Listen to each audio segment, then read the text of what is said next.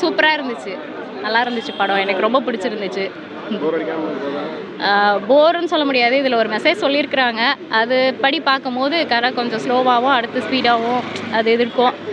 இந்த ஹீரோன்னா இப்படி தான் இருக்கணும் அப்படின்றது இந்த படத்தில் இருக்காது. ஸோ கரெக்டாக கொண்டு போயிருக்காங்க, கரெக்டாக ஃபினிஷ் பண்ணியிருக்கிறாங்க, எல்லாமே நல்லாயிருக்கு. இந்த கதைக்கு என்ன தேவையோ அது இருக்குது. இது வரைக்கும் நீங்கள் டியோட ஆக்டிங்கில் அதை பார்க்காததை இதை பார்க்கலாம். ராஷ்மிகா ஆக்டிங்குமே வந்து நீங்கள் மற்ற படங்களில் பார்த்ததை விட இந்த படத்தில் பார்க்கும்போது கண்டிப்பாக எல்லாருக்குமே பிடிக்கும்.